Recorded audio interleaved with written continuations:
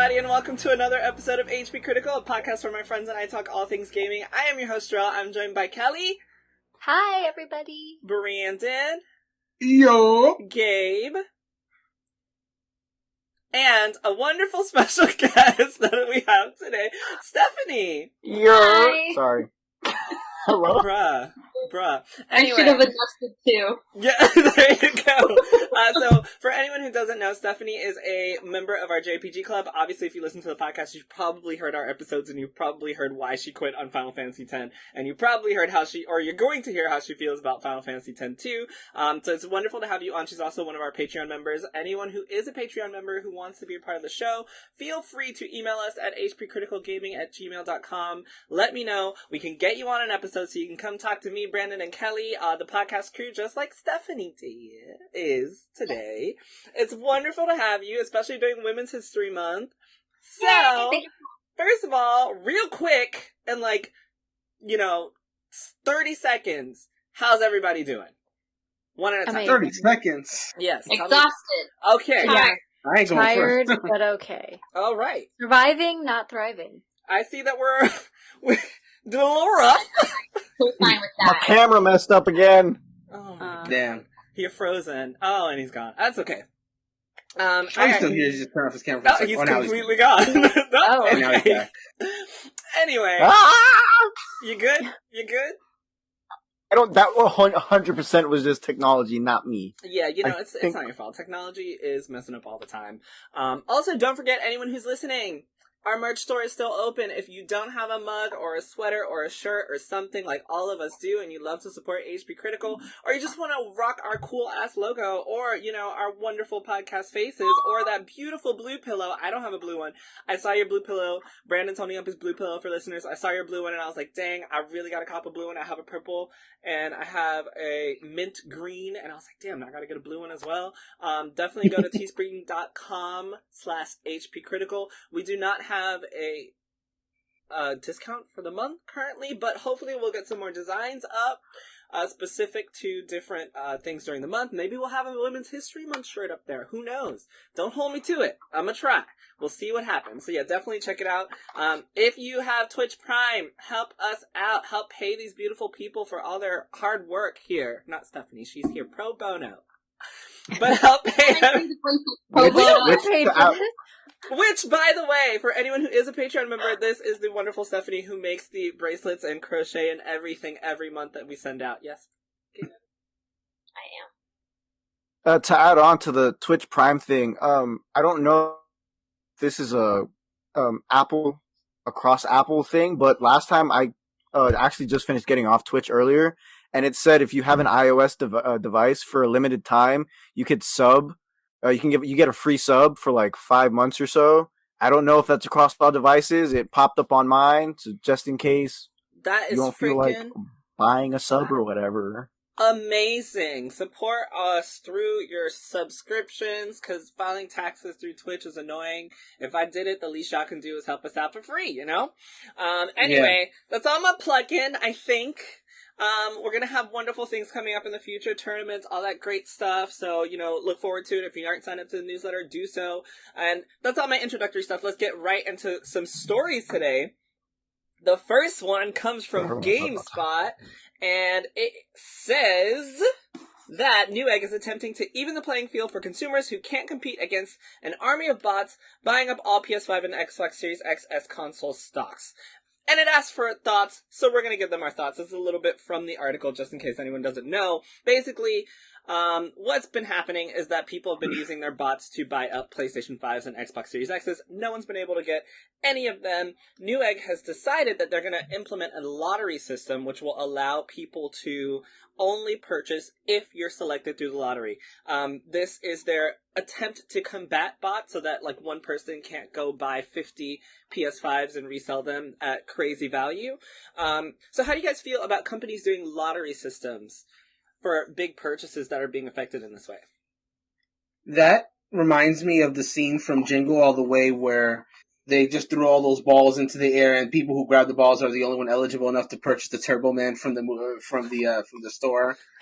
And that too was a limited item. So any kind of attempt to make the buying process easier for people is better than no process, I guess.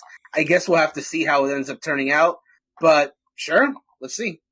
I mean, it sounds like a good idea, but I'm like wondering if there's like all the bots, wouldn't they just like kind of like Enter the attack lottery. the lottery? Like, yeah, that's what I was like. What's the background around this? Like, yeah, I mean, people might still have like, I guess if it made a better chance, but like they're using like so many bots. If they're just taking up all the lottery spots, I don't really get how it would help. You can't beat a bot unless they just do it maybe over a time. Like I said, I still don't know how you'd beat the bots. I beat a bot like 5 times. Well, Jerel, you have a gift. I have a gift. I read this and I was like, yeah, I don't know how that. What if I just never get picked for the lottery? I'm gonna be mad as fuck. Like everybody else gets their PS5, and I'm just sitting here, and then more people with bots buy them, and I've got nothing. Did anybody else want to jump in on that before I move on to some serious stuff? I didn't get a PlayStation 5. I still have a 4. So I feel like I can't really give good input on that. But I kind of agree with Kellie, though. It's true. It's very hard to beat a bot. So I don't know if that would really counteract that. I'm not sure. I mean, I think the lottery system is a nice idea. It's like someone was at least thinking about what they could do, but... Right, better than nothing. I'm going to just be mad if I don't get into the lottery. At least someone is saying something and addressing it. Yeah. Like, no one else has really done anything like that, so at least they're saying something. What are you talking about? Our government is trying to crack down on Joe bots. Biden is clearly investigating this, Kellie. Don't forget, we talked about it last week. Joe Biden is No, investigating he's investigating the shortages of which includes PS5s and Xbox. He's trying to get us in there so we don't have to do lottery stuff. Joe cares about gamers. In there. Oh. Anyway, so moving on, Mandalorian actor Bill Burr has decided to defend his co-star Gina Carano. Oh, am I frozen? Am I good? You're Okay, good. you're good now. I'm good. This is over from GameSpot as well. It says comedian and Mandalorian actor Bill Burr has spoken about his co-star Gianna Carano and her recent firing from the hit Star Wars show. He described Carano as a sweetheart and stated that he now had to be careful about what he said in public. Last month, Disney confirmed that Carano would no longer be appearing on The Mandalorian after she posted a tweet that compared American conservatives to Jewish people just before the Holocaust. This isn't funny. I'm laughing because what she said was ridiculous. Like, how can you just, like, utterly outrageous. What, like, completely ridiculous. Anyway, he goes on to say, quote, "It's a weird time. Unless she did some truly horrible shit or said overtly racist shit, I don't know. I think there is just too many channels, and then you gotta do sensational shit. I don't know what the fuck it is. I'm on the fucking show. Now I gotta watch what the fuck I say." That's his quote. I feel like you work for Disney, bro. The last thing you should be doing is saying, like, what the fuck is this shit? 3 F-bombs in, like, a single sentence. Do you guys watch any Bill Burr? Like, he's that's the way he does talk. The fact that they even hired him is, like, insanity. I mean, he's Bill Burr. Mm-hmm. He has a show called F is for Family, which is amazing, and he's like, I'm gonna put you through that fucking wall to a child. Like, is this really a conversation we're having? Like, I don't understand. Like, I'm not really surprised by him saying this. He's a comedian. He constantly says horrible shit and uses obvious curse words. Oh no. Like, I'm not really surprised, I guess, to hear him stand up for someone when he's like, not racist or anything like that. He's like a really, like, down to earth, like, nice guy. It's really weird to hear him stand up for someone who would say some crazy shit like that, but I do think that he really believes that what she did was not worth her getting canceled. Well, the way I see it, what I took from after hearing the quote, because I agree with what you said about Bill Burr, it's probably just honestly anecdotal. Like, because, like, anytime you know someone, you know that side of them. You don't know necessarily about everything else they're doing. What I would like to know is, like, because I don't have this information, is did Bill Burr and Gina Carano become friends upon, both being on The Mandalorian, or have they known each other longer? Because if they met on The Mandalorian and became friends then, you're only going to get one side of a person just working with them on a television show as opposed to knowing them, their life. That's the information I would want to know. Other than that, I really can't say much. And my assumption is that, he saw one side of her, thought that Sai was a sweetheart, and to be fair, most likely was. Like, I don't know if either of you watched the Disney Gallery Mandalorian, which like talks about the behind the scenes of Mandalorian. The way she talks on the Mandalorian when she's being interviewed is very much descriptive of what Bill Burr is saying in this interview. Like, I very much got the impression that she's like a kind person. So when I heard about this stuff, it was kind of a surprise. But I don't know her. Like, if it came out that she said stuff like, all I know is what I see. And if something comes out, then, it'll be a shock if you assume that they're a nice person. But at the same time, it's like, you have to understand that you don't really know these people. You just see a side of them. And, in this case, Bill Burr, I'm assuming, is just not allowing himself to divorce his image of Gina Carano from what may actually be the truth. Well, all I gotta say is, I don't know who Bill Burr is, because I barely know any white comedians. No offense, I just, don't know white comedians. I don't really have that in my space. So, I had no idea that this was just how Bill Burr was until Kelly just explained it to me. But, I mean, I guess knowing that, I'm not surprised now that he is someone who would defend her. Even though, I know, Kelly, you said you were. I'm personally not surprised now. But I do want to ask you guys, if you were in a situation where you thought someone was really nice and you could potentially become friends with them, and they got fired for a job for being anti-Semitic, would you defend them? I just feel like just because someone's nice doesn't mean that they can't say things and do things that are wrong. I feel like it doesn't really correlate with them being a nice person. So I feel like it just depends. I don't know. I can't be friends personally with anyone who says things like that. So I just think it depends on the person, honestly. Yeah, and he wasn't really, defending what she said. He was like, from what I know, she's a nice person, and now I gotta watch what I say. Which is, him kind of being, honest. He's working for Disney now. He's kind of a little bit racy, in the things he says. I think he's just kind of, saying words oh, wow, okay, so they're just, firing people for online posts. But like I said, Bill Burr, he's not really that guy. He's not he's offensive, but not, you know what I mean? What she literally said was really kind of offensive. So he doesn't really say stuff like that. He's racy, but what was the quote? It's better to be sexy and racy than sexist and racist. I think he goes along sexy and racy kind of, but not offensive. And there's a line that we're trying not to cross, and she did. And I don't really think he's necessarily sticking up for what she said. It's just I think she's nice, I'm gonna shut the fuck up. It's very Bill Burr. I mean, if you knew his comedy, it's so him, Well, I have to say that you just changed my mind, Kelly. Because I think you're right. I think that I was reading it as him defending what she said, and that's totally not what it was. You're completely correct. He was just saying that, she is a nice person, and I have to watch what I say. And I could probably see myself potentially no, I couldn't, because if I worked for Disney, I'm pretty sure I wouldn't even come close to saying anything that would put me in that situation. I don't think I have the capacity to say something like what she said, so I don't think I would ever be worried. But I do understand, you've changed my perspective. Gabe, you wanted to say something?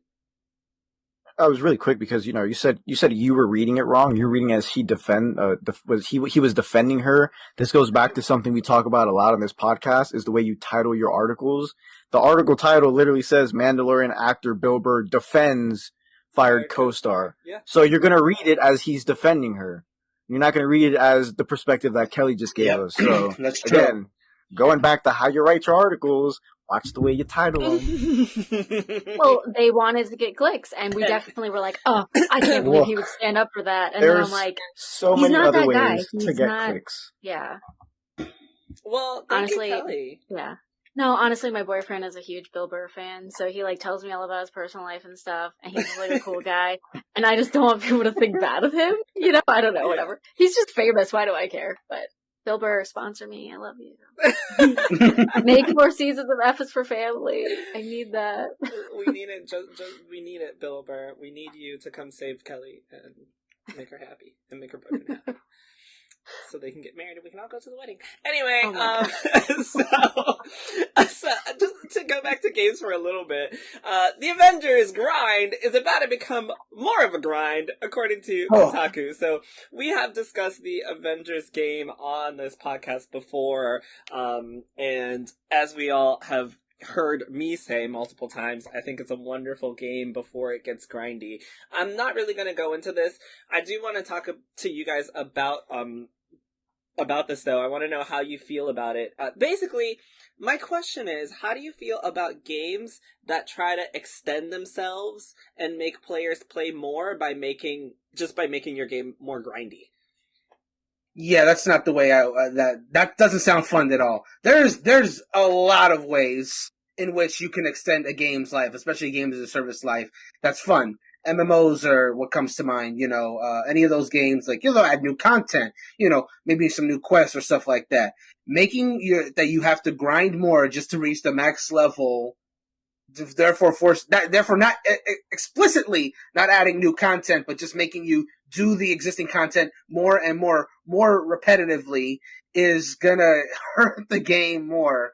To the fact that the press release of this thing that you're referring to was even telling players that, hey, if you've already reached the max level 50, it will not affect you. If you haven't reached level 50 and you just want to do it before the stage, please level up before March 18th. In other words, warning players, like, if you want to keep leveling the way you've enjoyed, or, enjoyed in quotes, then do it before March 18th. Otherwise, it's going to be much harder. And that's a middle finger to all the people who are going to pick up the next-gen versions, which are coming out on the same day. The PS5 and the Xbox Series versions are coming out that day. And when they buy this next-gen version, they're going to go immediately into the heavy grinding. With, by that point, they'll also have the Kate Bishop thing, I guess. And so it's not like there's no new content. But still, taking a fundamental part of the game and just making it harder to get to that level as an artificial way of making people play it more, it's going to have the opposite effect for a lot of people. Unless you love the grind so much, which doesn't apply to a lot of people, frankly. It's going to have the opposite effect. So, yeah, go ahead. Okay, so because I truthfully don't really play many games, but grinding, like the grinding that's in like Final Fantasy, like that kind? Yes, where you have to... Yeah, exactly. Yeah. Like, not really quests or anything like that. Just do the same thing over and over to gain levels. Yeah, no. That's my least favorite type of grinding, too. Like, I play a lot of RPGs. I hate grinding. If as long as you give me something to do while I'm grinding, like, for example, it could be a menial task, like, go kill 5 things, maybe that'll get me 2 levels. It's not much, but it's better than just being asked to go do the same thing over and over. And that's at least now I'm hunting. Avengers does. Right, because at least with the thing I described as example, at least I'm hunting for a specific enemy. It gives me a specific goal that I'm trying to complete, and that keeps me engaged. As opposed to, alright, dead, oh, cool, level, dead. Yeah. I hate that. I don't like that. I know Stephanie doesn't like grinding. That's why I was so... because in JRPG Club, she expresses how she does not like grinding in games. I'm not a grinding fan either. Unless I'm doing something else while I'm grinding. I'm not a grinding fan either. Yeah. That's why RPGs in general, I think, are better for, like, handheld play, because if you're, like, watching a show and you just, like, want to have it in the background, it's better than nothing. But I can't imagine grinding in a console game where that's your focus, unless you like listen to a podcast or something. Like listening to us. Like for example, us. But still, when I think of I'd rather be doing anything in a game than grinding. Honestly. Yeah, Gabe, Kellie. Yeah, my I don't thing enjoy is grinding. My thing is, why don't they have this system of leveling in the first place? Like, because from what I read, apparently it takes the same amount of XP to just move on to the next levels now. But now they're changing it that once you reach level 25 is when it's got the amount of experience points is going to change to get it. Like, to me personally, that doesn't seem like a smart choice. Like, it seems underhanded, honestly, because they keep using the introduction of Hawkeye as you'll be able to, when you when you get to level 25 with Hawkeye, I'm like, but what about the other characters in the game? Like, well, essentially, you're only introducing one new thing. Exactly. So like, I don't know. It's just really weird, and it doesn't compute well in my head. Like, I see no beneficial aspect of changing the way you grind that. I think that what this is it was a fall off of a player base, like a huge fall off of player base because people stopped playing. And one way to make that player base return is you have the Avengers license. Everybody loves the Avengers. Throw in Hawkeye. I mean, I don't really care about Hawkeye, but throw in Hawkeye, throw in Spider-Man, and then make it really hard to level up so that people gotta grind, and that player base drop off is not gonna be as significant because now everybody gotta sit here and play this shit forever so that they can level up the new character. They think. Exactly. So that's the only thing I can see about it. But oh, man. What I will be able to see in the future is, if this Bloomberg article is correct, a Nintendo Switch with a bigger Samsung OLED display, a Pro Switch, as they say. Huh? It's a segue god. Oh, thank you. I've been working on it. So we all have a Switch here. Y'all, anyone who's listened to this podcast knows that I complain about the fact that the handheld is 1440, or no, 720p, right? Handheld is 720p. Right. You're the one that complains about it. You talking about the Lite? No, both the Switch and the Switch Lite. Isn't the Switch better in graphics? No. It's the same? It's, as far as I'm aware, it's the same. Really? Let's look it up. I don't know, because Animal Crossing looks different. I play that on both, and Animal Crossing looks crisper on the Switch. I mean, I might be wrong. I don't know, it could be just me, like, you know, psyching myself out, but I always thought that the Switch would have better graphics because it is more expensive, so I'm just like, yeah, but I think that $100 is because you get a bigger screen and you can connect it to the TV. That's where that $100 goes, because you have Joy-Cons that you can switch out, as opposed to just like a handheld. As far as I'm aware, they're both 720p handheld, and then 1440p docked. I don't think they go 1080p, right? Do they? I don't believe so. 1440p sounds correct to me. I'm pretty, because I've been talking shit about the graphics on this shit since day one. So the crazy thing is, if we do get a bigger Switch model, according to this, the OLED screen is going to be 7 inches, and it's going to be 720p resolution. Which is exactly what it is. So you'll get a bigger screen, but it'll look exactly the same, but according to this article, it should go up to 1080p on TV. So now we're finally getting this graphical upgrade on the Switch. Would this make you guys go out and buy a new Switch? Fuck yeah. Nope, not me, personally. I love my little Switch Lite. I love the little coral, and it's just handheld, and it's so cute. I have small hands, so for me, I can't. I don't really like the regular Switch, because it hurts. Oh. So I'm like, no. Well, thanks. Did the Bloomberg report say that whether was it the dock specifically that was making it 4K? Yes, I'm sorry. It would be the docked version that would support 4K graphics. Okay. Because, so hold on. Here on this article, it does say they'll start mass production of 7-inch 720p resolution OLED panels, but the 4K seems to be tied directly to the TV portion. Mm-hmm. 4K ultra high definition graphics when paired with TVs. Okay. Well, to answer your question, then, with that new information, assuming that all ends up being what it actually is, for me, I'd probably do it if their colors were nice, just because I play my Switch a lot. Like, it's like of the consoles of the gen, it's easily the one I play the most. So for me, it would be a pretty good investment, and I could probably just have one dock in the living room and then like the 4K dock, I suppose, in my room, because my room is the one that has the 4K TV. So yeah, I mean, honestly, I would, just because I played a lot, so it makes sense for me to do so.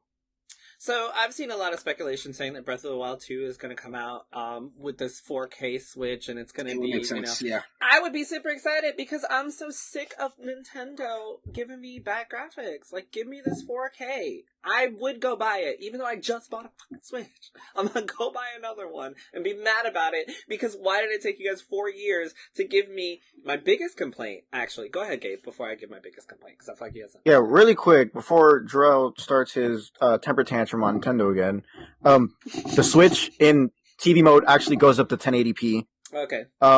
That's only TV mode, though. Handheld and tabletop, it's still 720. Two, one of the main reasons I would buy the new Switch is because I already saw, along with the rumor articles, they already had like visuals that went along for it.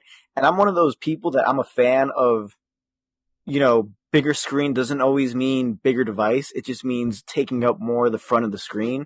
And the way it looked was, the way they had it like visualized or whatever was they had the screen going all the way to the edges. Like, now that and it looked sexy. really nice.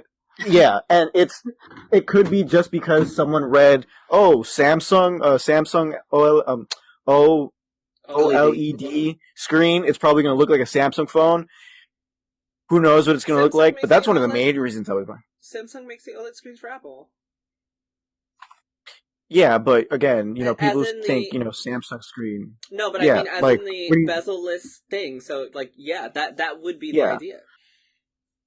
So I'm excited for that because one, that's cool. That's just more screen for me, and I love more screen. And then two,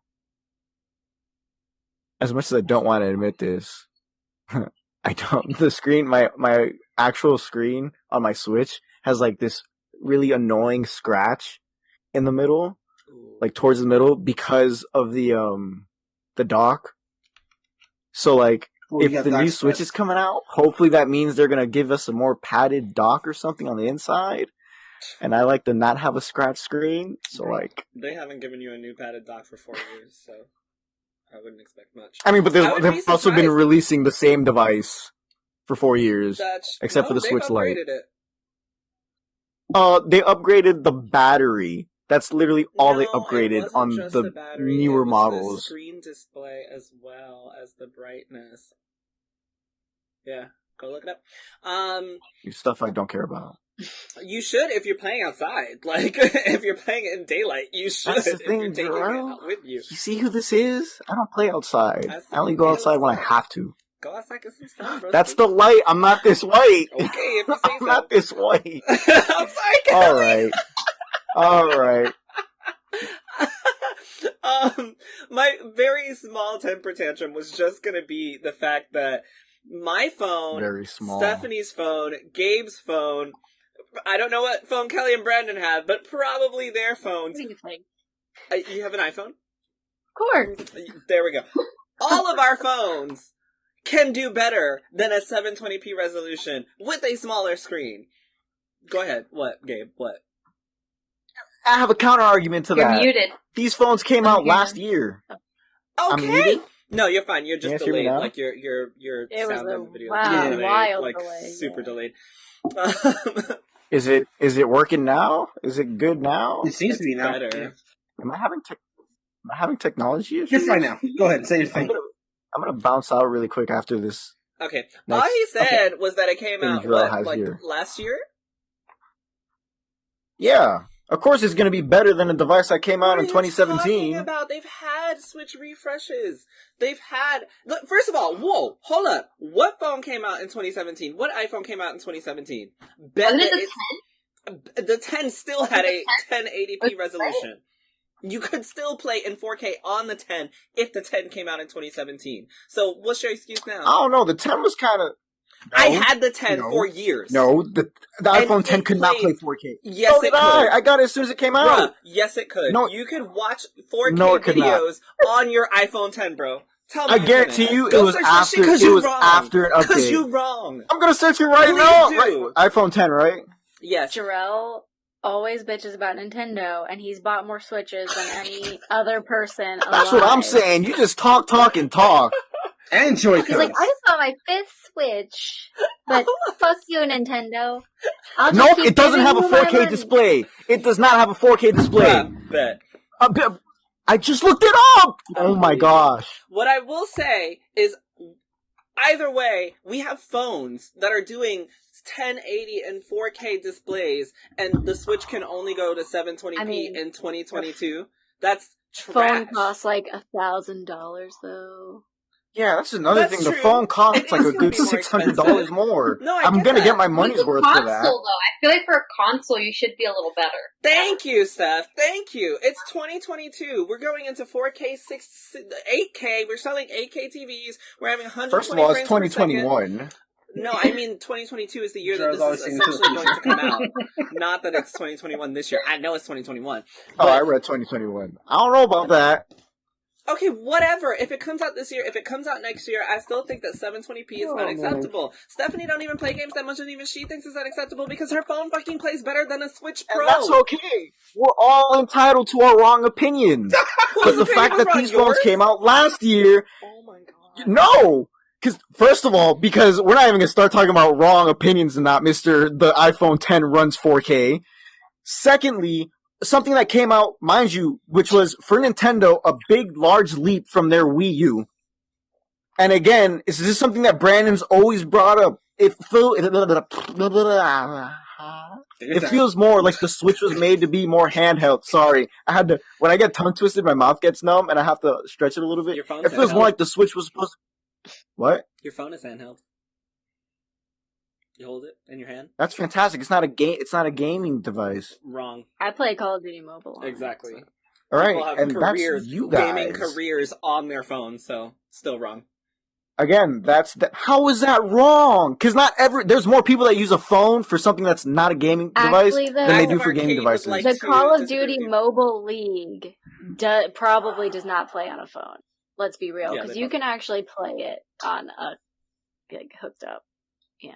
Yeah, I mean a lot of things you can play. Yeah.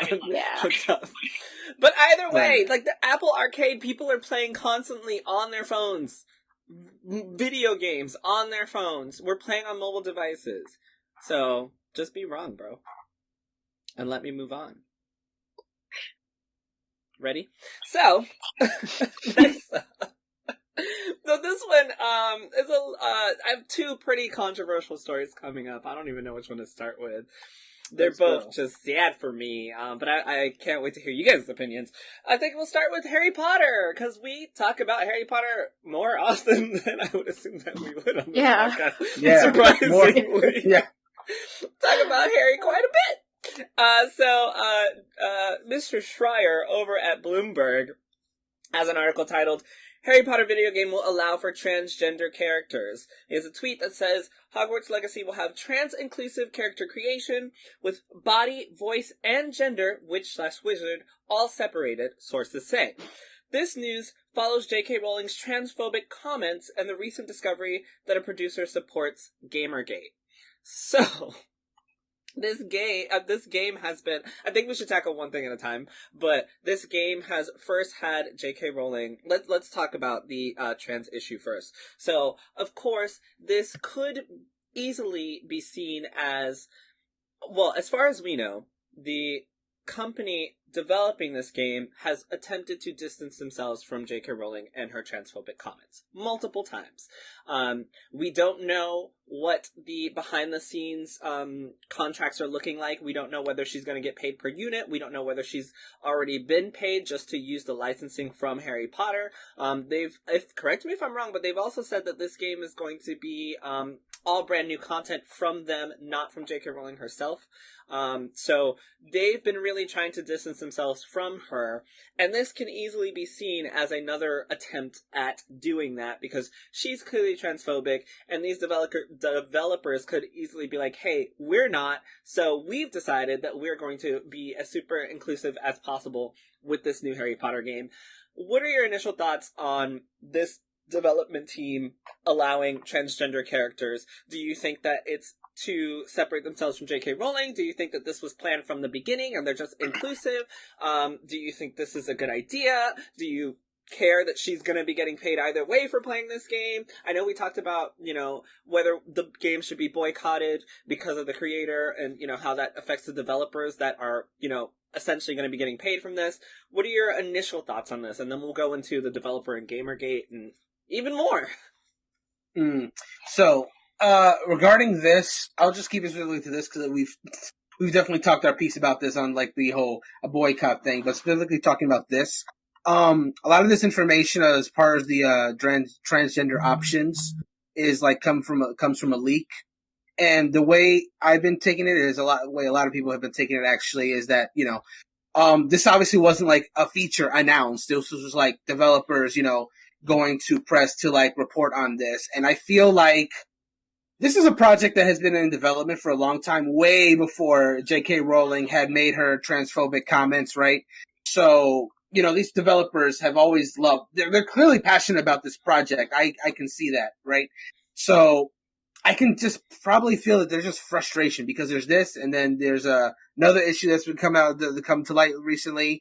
I think they're just tired, and a lot of people are reading this as just kind of like a save face maneuver. But that narrative would work a lot better again if this was a feature that's announced. This is developers talking about this. I think they just want to, they're proud of this project, and they should be, and they want it to do well because they've put so much time into it, and they just want to have some, good news on it put out there as opposed to all the negative that's kind of like been surrounding it. For a lot of people, it's not enough, but they just want something out there just so it doesn't like this game is just literally nothing but doom and gloom for them, and it sucks, but at least they're getting out there. I think it's a good thing. I want to be clear. I think it's a good thing.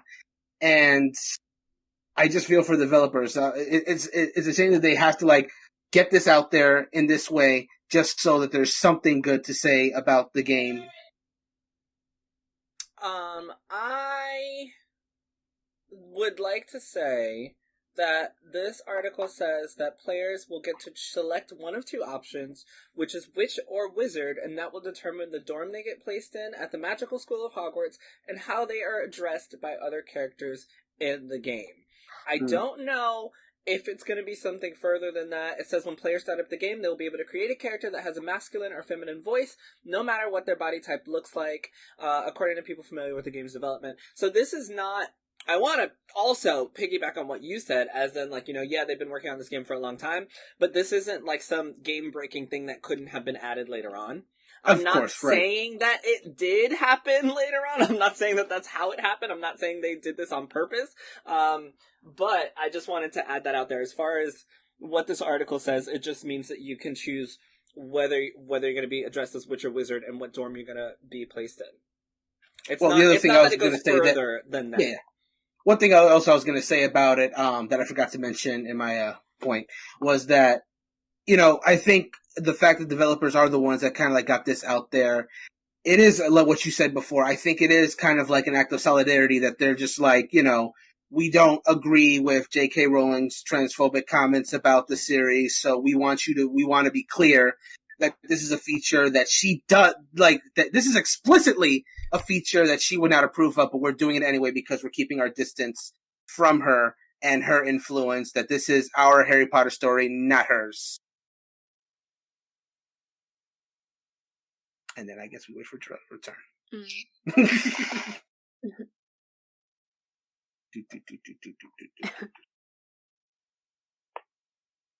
Anybody else? I don't know. We had kind of all agreed that we probably would consider playing this game. Whenever we first talked about it on the podcast, obviously more controversial stuff is popping up all the time about it, so who knows? But I think it's cool that they're giving a lot of options for character design. It's definitely something that's interesting. People want more options for character design all the time. And I think that I don't know if it's really going against her necessarily. I don't know if they did this in retaliation, look, we don't, we're not transphobic like her. But just adding a different voice to a character that's gonna be male or female, it doesn't really, that seems very basic. That's just a I don't know. It doesn't seem like going above and beyond. I don't know why this is a huge story. Really, just because it's a different voice, you can choose what kind of voice. I don't know. Shouldn't you always be able to choose your voice in a game where you're doing this? I don't know. Well, it's just what? One of the games that also does this is Cyberpunk 2077. And they touted it as this, hey, we're going to be super inclusive, and you get to decide whether you can essentially have a transgender character, but all that did was you could change, you could have a female, so they did have genitalia in this game, and so you could choose like either how. Yeah, I don't think the Harry Potter game is going to have genitalia. No, of course, of course not.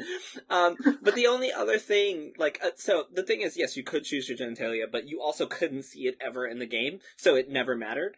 It was literally just like you can make your body look like you want to, but it's only just for you as the player. And the only other thing that they did to be trans inclusive was that you could have like a female body and then have a male voice, but all the characters would refer to you as he or she depending on the voice, not the body. And that was their way of being inclusive, which it looks like this is the same thing that Harry Potter Hogwarts Legacy is going to do. Excuse me, not Harry Potter. Hogwarts Legacy is going to do. So they're trying to normalize pronouns, but do they have they as well? Not according to this. You are either going to be called a witch or wizard. Oh, okay. Wizard, I mean, I feel like it's fairly gender neutral. Yeah, I feel like wizard is kind of gender neutral, but I don't know. I mean, which could be too. I feel like they could both be, but they use witch or wizard for male and female in the movie. So if you're gonna right in the book also, but I don't know. I feel like they could both be either or. I don't know. Yeah. Go ahead, Steph. You were saying something. I mean, I feel like it's like a step, I guess, in the direction, like a good direction of inclusivity, but I feel like they could do more for it. It is unfortunate that J.K. Rowling will probably still get money from it, considering that she has said many transphobic things, but I don't know. I'm a big Harry Potter fan, so I feel like I would try the game. But I feel like they could do possibly more to make it more inclusive. Because like you said, the voice change isn't really much, I feel. It's just, I feel like, doesn't Sims do that? Can Sims make your girl voice a little bit deeper? Yeah, you can literally, you can. So I don't know. So something else that this says is that some of the members of the Hogwarts Legacy development team have fought to make the game as inclusive as possible, pushing for the character customization and even for transgender characters to be added. There was resistance from management at first, the people familiar with the project said, but currently the character customization is included in the game. I think this is really hard to deal with because I don't know how far you can go to be inclusive in video games, right? I don't know. I personally don't know what else you could do. What more could they add? I mean, of course they could add a trans character, but how far does that go? Everybody's wearing robes. We're just kids in Hogwarts. I mean, yeah, there could be, you can design your person to have one body type and one voice and be referred to as something, but that's as far as it gets because, I mean, we're not, as far as I know, having sex with anybody in Hogwarts Legacy. We aren't doing anything. We aren't doing anything more than that, so I don't know. I think of the same thing with Cyberpunk. I don't know what else you could do to. I guess you could make NPCs that are specifically trans characters and give them stories that represent trans characters, and then you can, of course, shed that light in a positive manner. They could do that, and who's to say that they haven't? I don't know, man. I'm just I said it before, I feel bad for any developers who are working on this, who want this inclusion, who love Harry Potter, and they want to be a part of this franchise. And then more stuff keeps coming up. And then I'll talk about the other guy after this. But Gabe, did you want to address this at all? I was actually going to say my piece at the end of the next part, because this came out almost not immediate, but it came out, a little while after the latest Hogwarts Legacy big controversy with one of the top people for that project. And I think it was, again, it goes back to that thing of, are you not going to support the game because of a couple of people who are a bunch of assholes? Or are you going to support the game because, there's people who really love this world, the wizarding world, and they're pouring their heart out into making this game for you. But, unfortunately, they're linked to these assholes that, everyone keeps focusing on, because you have J.K. Rowling, for example. As soon as that game announced, one of the main things was, how much is she getting paid? Is she getting paid for this? Blah, blah, blah. I'm not going to buy the game because, she's connected to it. And now you have the other doofus, who I'm not going to say anything because you're going to say that next, you know, and it's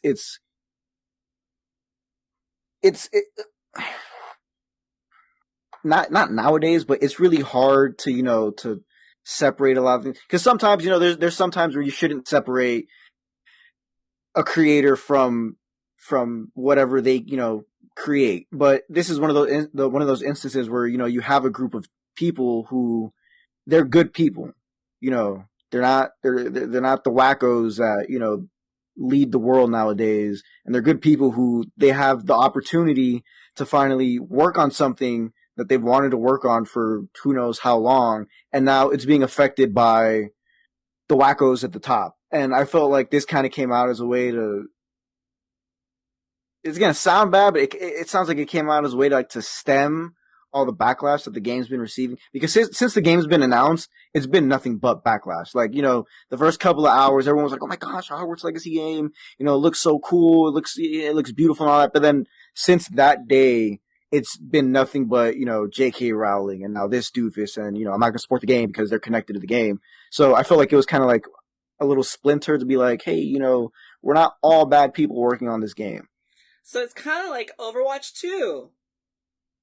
What's wrong with Overwatch 2? So, you remember when Blizzard had that controversy about Hong Kong and freedom? Yeah. And then everyone had been, like, talking about Overwatch not having a black female character, and then Blizzard was just like, hey, guess what we've got? We've got a black lady! So that everybody could forget how horrible they were. It's kind of like this. It's like, hey, all these bad things are happening, but we are good people, and we're trying to be inclusive, so here's what we have planned for the game. Please support us.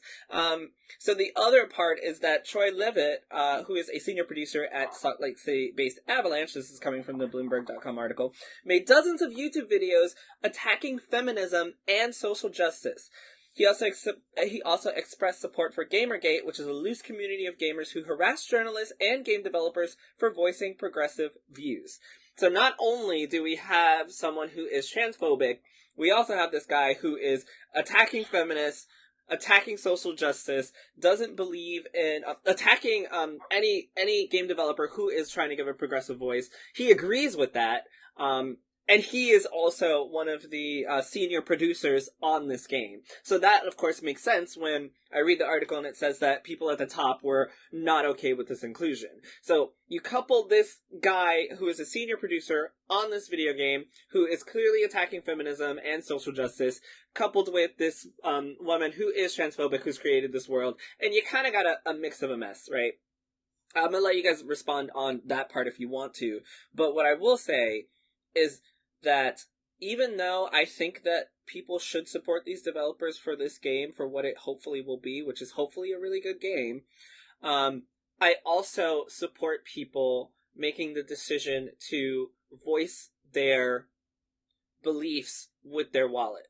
It would suck for developers, but I feel like people have, like, if I have a trans friend and I don't want to support this in any way, the best way for me to not support this, and if I think the best way for me not to support this is with my wallet, is with by not purchasing this, it's horrible for the developers who want to be inclusive, but I don't feel like my hard-earned money should go towards something like this. And I can respect someone who makes that decision. Also someone who says, hey, I believe in feminism. I believe in social justice. I don't believe in attacking developers for their viewpoints. I don't believe in transphobia. People that are working on this clearly have those beliefs. It's okay for me to not want to spend money on it because I don't want to support that. And that might be a way for me to, in my own mind, support Harry Potter for what I believe it is without, I'm not going to say that, actually. I take back that last thing that I said. But I do think it's okay for people to vote with their wallets on this one, although I personally would love for the developers to get some type of payback for all the hard work and their attempts to be inclusive on that. I'm done. I just want to play a Harry Potter game. What the fuck? It's hard. You can't. There's so many issues. There's a lot of issues. Honestly, if you think about games before now, though, we didn't know what everyone's beliefs were.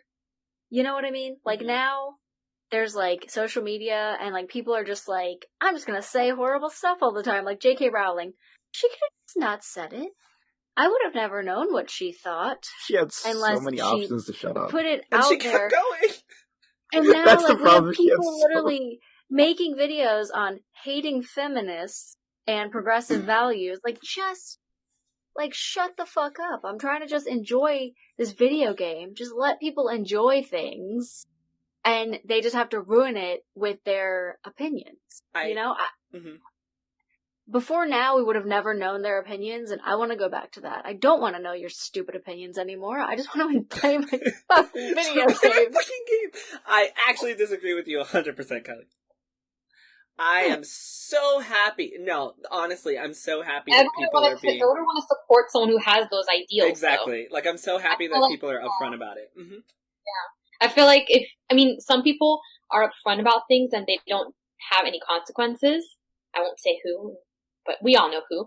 And, I just feel like there comes a time where it's like, I don't want to keep giving my money to somebody or supporting something or someone who has, transphobic thoughts, homophobic thoughts, all those kinds of things. And like, I don't know, everything always comes out to light anyway. So, I don't know. You can only go so long with hiding your true person. I just personally think of someone who is like racist, who makes something that I love, and I'm just giving them all my black earned money.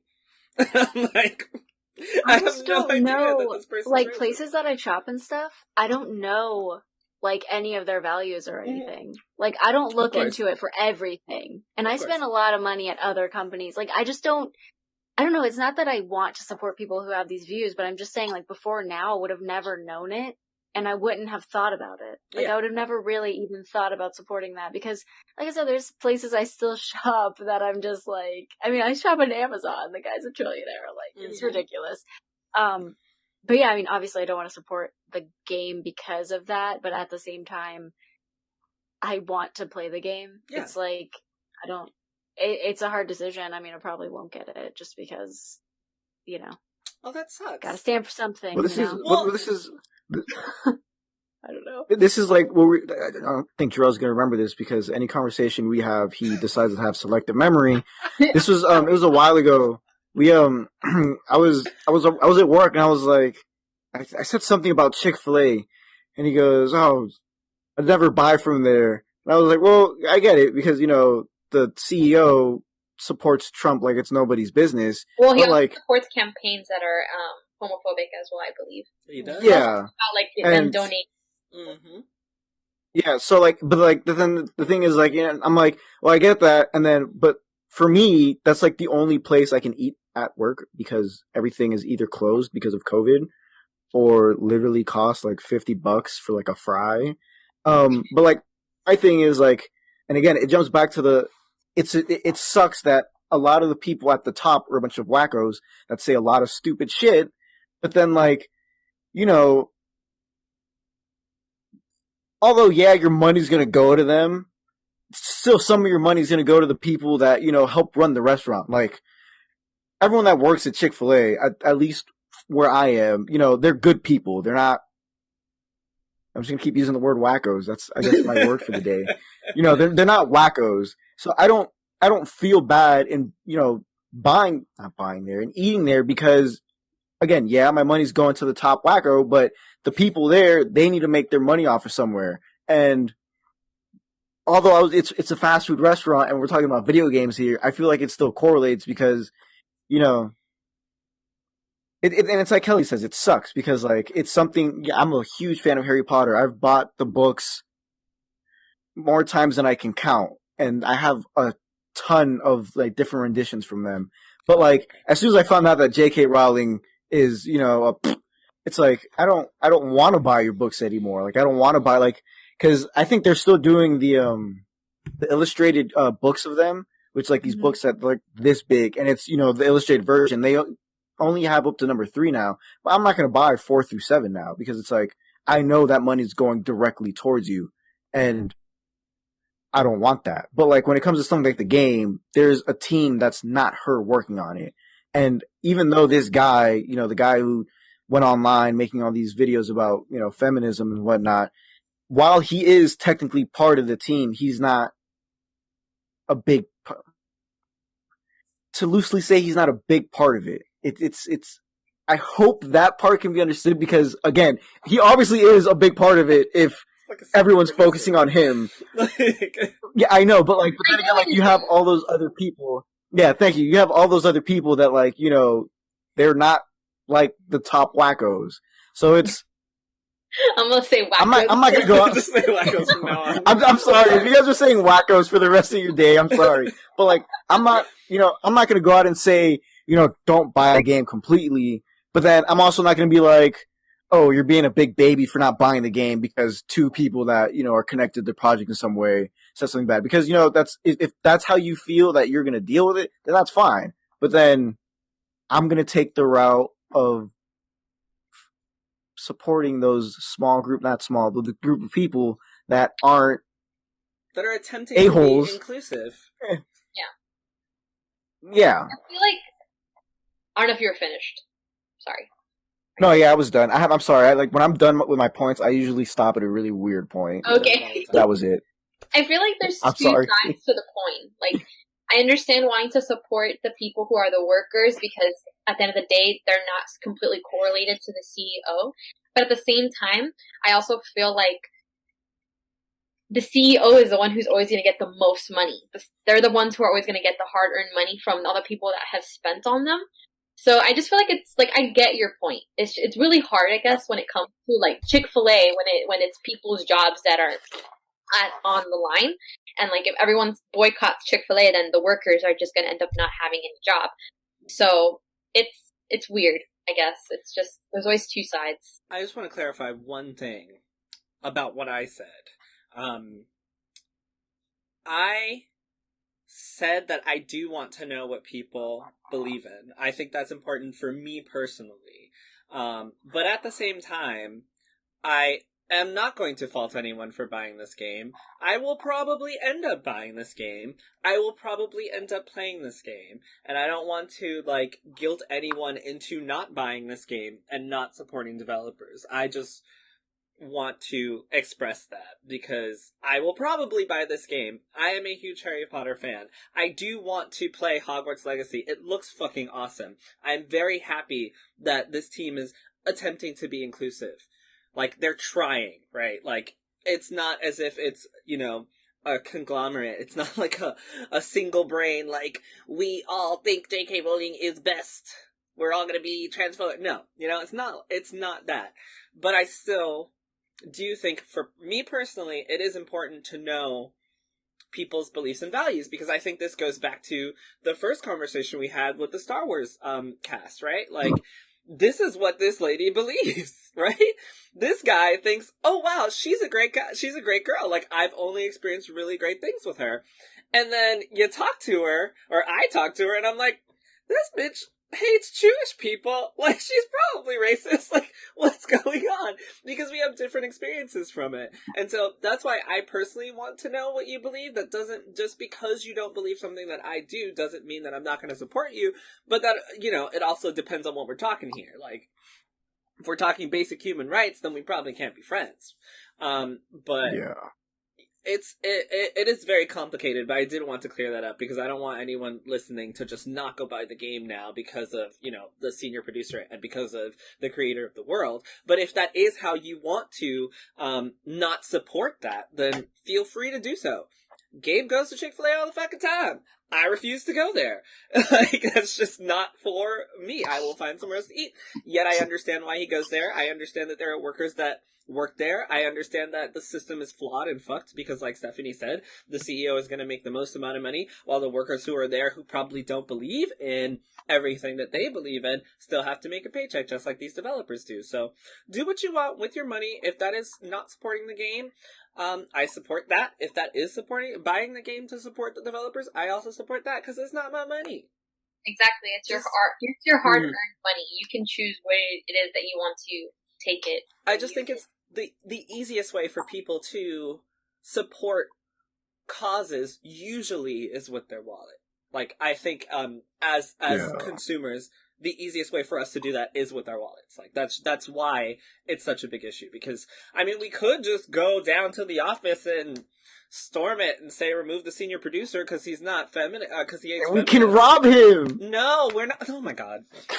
Every week we're robbing someone new. Like, Look, all I'm saying is, there's a bunch of top wackos in this world. If we just made a list of them and hit them one by one, the world would be a better place. And That's then- all I'm Let's saying. do Okay, it. the FBI is gonna get him. I was just like, we are Hey, number you know one what? targets right now. The FBI can help He's got a hit us. list. I don't know him. I don't know Okay. him It's at all. not a hit list. Okay, hold on. We're not going to kill these people. We're just You robbing said them. we're gonna We're hit. just- Yeah, it's like the same way you hit a bank. The same way you hit a bank. You don't Oh my hit a bank and God. blow it up. You hit a bank by Oh. taking its money. Involved either way. This just got so deep. Look, I'll do it myself, and when I get all the money, I'll distribute it. I'll be the Robin Hood for Okay. HP Critical. That's okay. Can I have some too? Yeah, of course. So, before I move on for this, any last comments on this? I'm not serious about the robbery. Please don't come to my house. I mean, the FBI agent already flagged you. It's too late. Like, right? Oh, You were yeah. like, Honestly. most episodes ago. They literally, half of our listens are just a bunch of FBI agents listening to see what you're planning next. Hey, at least we're getting listeners. I mean, also, yeah, we've been increasing in viewership, so thanks to everyone who listens. This is awesome. We love you. We do. Thanks. We do. You guys are helping pay the bills. You're keeping the lights on every time you listen. No, seriously, you are. I'm paying people. This is like, keep listening. And listen through the ads. Don't skip them. They're important. So, something else that happened, we're rolling on through. I'm trying to get you guys out of here. So the next thing that happened is, it is Women's History Month, as I mentioned at the top of the show. Special shout out to all the lovely women at HP Critical, including Kellie, who writes the best reviews. Oh, Some yeah. of the best reviews. Oh yeah. Because I don't know what to say. No, you don't Thank have to you. say anything. Thanks. Shout out to Kellie, and a huge shout out to Stephanie as well. Because anyone who's a Patreon who has received anything from her, she does that stuff for free because she's fucking awesome. She spends so much time, making all these things, and she's just a wonderful person, and she's also helping keep the lights on as a Patreon member, and we are very thankful, and I'm so happy to have you on here, so thank you. Anywho, so, as it's Women's History Month, we know that, of course, Twitch is gonna make some post about, whatever month it is, because, they do this for Black History Month, where they were a little weird, and then they did the whole sombrero thing for, Hispanic Heritage Month, which was racist as fuck. But they've been trying to get better. And that is important. So, How many times do you have to keep trying, though? well, I want to talk about that in our next story, actually, so keep that in your mind. But, Twitch used, they sent out a tweet, which was something about Women's History Month. I don't have the tweet on me, but I do know that in that tweet, they spelled woman with an X. For anyone who's aware, we now do that we do that with the word Latino and Latina. Latinx is the word that we use. I know that it has been a little controversial with, Hispanic people, for different reasons that I don't want to even, go into and educate. But, one of the reasons that we use Latinx is because, and I got like 3 Hispanic people here, so feel free to jump in and tell my black ass if I am wrong. But, as far as I'm aware, one of the reasons that we use Latinx is because, Latino and Latina are specifically gendered. So, Latinx is a way to be more inclusive for someone who does not fit one of those genders. That's the reason that we use Latinx. Now, woman with an X in the spelling, Twitch has been told that, they've been informed that this could essentially be exclusive instead of inclusive. And supposedly one of the reasons it's used that way is because they want to include everyone, including trans women, as women. The problem is, when you use an X in the word woman, it is supposed to be inclusive, but that actually just excludes everyone, because if you're a trans woman, you are a woman. So there's no need for a separate spelling for the word woman. Does that make sense to you guys? Yeah. That explanation 100%. makes sense? Yeah. Okay. No, anyways, go on. Okay, so what actually happened was Twitch sent out a tweet in which they spelled woman with an X. I don't want to talk about that. I want to talk about the follow-up tweet, which said, while we originally wanted to use a word that acknowledges the shortcoming of gender-binary language, after hearing directly from you, including the members of the LGBTQIA+ community on Twitch, we will be using the spelling women moving forward. WOMEN. No X. Underneath that, they said, we want to assure you that we have and will continue to work with the LGBTQIA+ community. We're still learning. Our good intentions don't always equate to positive impact, but we're committed to growing from these experiences, doing better, and ensuring we're inclusive to all. Now, the fun conversation. First of all, how do you feel about this whole situation? Number one, the word woman. Makes sense. It doesn't even make fucking sense. Secondly, after you tell me how you feel about it, how do you feel about Twitch's apology? Just those two. Let's start with those. How do you feel about the situation, and how do you feel about Twitch's apology? I don't know why you would ever use the X in women where it was. Like, whenever it's Latino or Latina, it's just so you don't have to use one. You know what I mean? Mm-hmm. But, like, when it's women, it's plural or non-plural. Like, the E and the A is for plural or non-plural. To put an X in there, it just doesn't make any sense grammar-wise. Like, it just, it serves no purpose. Like, that was gonna be my question. How was that pronounced exactly? It's supposed to still be... Womex? Is that where we're going? No, it's still supposed to be pronounced women. It's still supposed to be pronounced women. Not how the English language works. Sure. It makes no sense. And I've voiced that a few times now. I'm just saying, it doesn't make any sense. Like, why would you replace the X there? It doesn't... I mean, I understand when to use an X. Like, it's like when you use an apostrophe. When something's missing. Like, what? Like, this grammar is wrong. It's wrong. Who did this? But, like, that's what bothers me about it. And obviously, like, but I'm just like, it doesn't make sense. Like, why would you use it? It's called Women's History Month. Just say women. Like, what was... Right? Women is already inclusive to all women. Yeah. Like, yeah. That's the point. I don't know. But I just don't understand. How do you feel about Twitch's apology? It's Twitch's, tweet.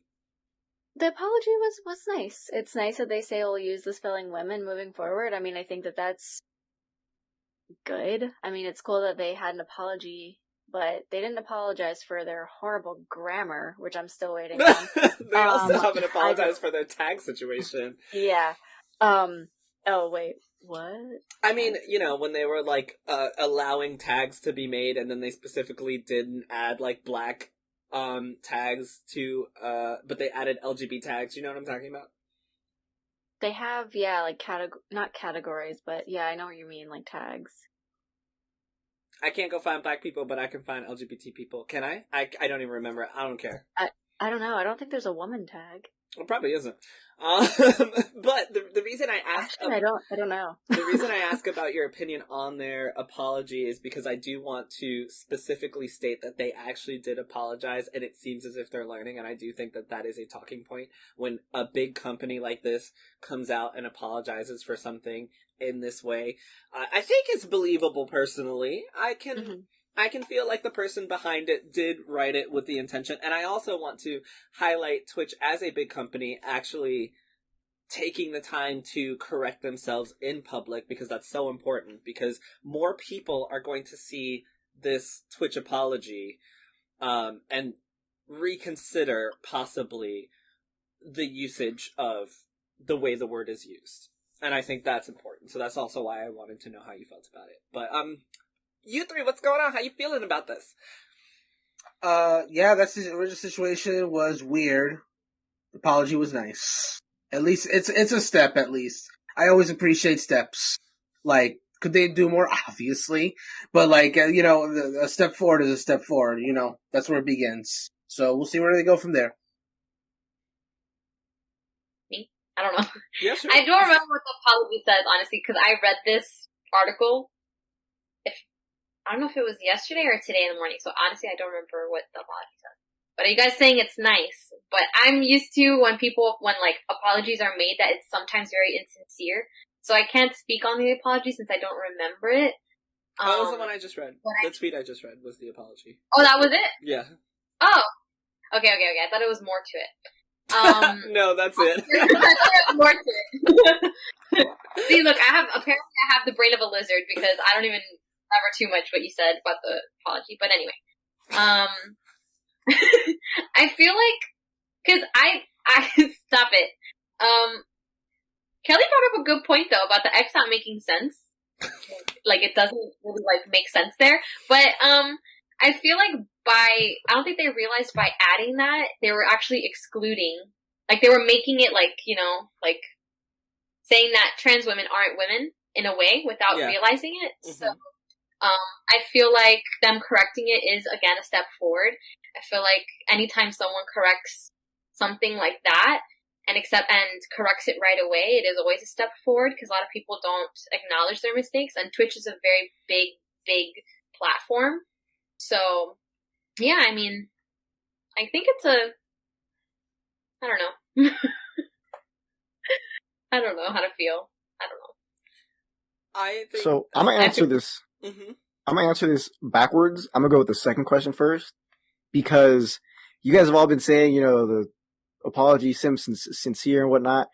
I feel like Twitch has already fucked up too many times that they've moved past the point needing apologies. They need to find some other way to start doing this stuff. Yeah, I understand that, you know, you're your own company. You have all these departments within your company, but I feel like if, you know, at some point you just gotta, you know, before making a decision, just go to your community and be like, how would you guys feel about this? Instead of just doing it. Because, you know, we have the X in women. We have the sombreros for Hispanic Heritage Month. We have the tags that, you know, Jerel was talking about. That's already 3 times you've apologized, and this all happened within a year.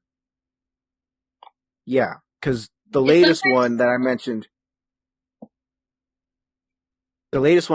was September,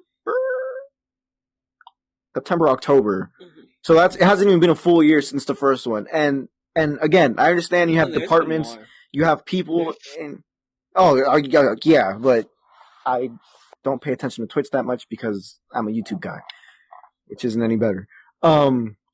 But like, you have all these departments, you have these people that you hire to help you with this stuff, but at some point it's gotta be like, alright guys, we obviously suck at this. We either need to bring in new talent or we need to actually reach out to our community first before doing anything else. Because you can only apologize so much. And I feel like Twitch has already gone past that point. And then the other topic being the X in women, you guys have been saying it. It wasn't needed. It wasn't necessary because women already means, you know, women, whether it be trans women, biological women, it means women. So the X kind of felt like they were trying to go a step and above beyond when it wasn't needed. And also, I wouldn't know how to pronounce. Like, I know it's pronounced women, but Kellie brought it up, and now it's not getting out of my head. How would you pronounce that? Because you're not going to teach me the English language and then tell me an X is supposed to sound like an E. It's just not going to work. Yeah. Can I say something? Yeah, of course. Since I don't really game too much and I don't use Twitch, I actually didn't know about all of those things that they've already apologized for. So I feel like I take back what I said. It was not enough. It was not sincere.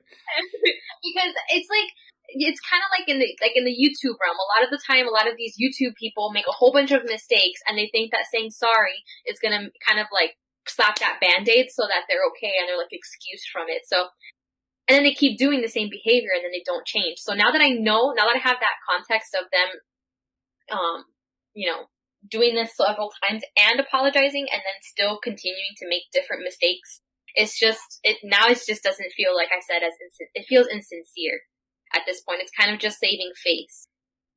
So I disagree with you guys. Shocker. Shocker.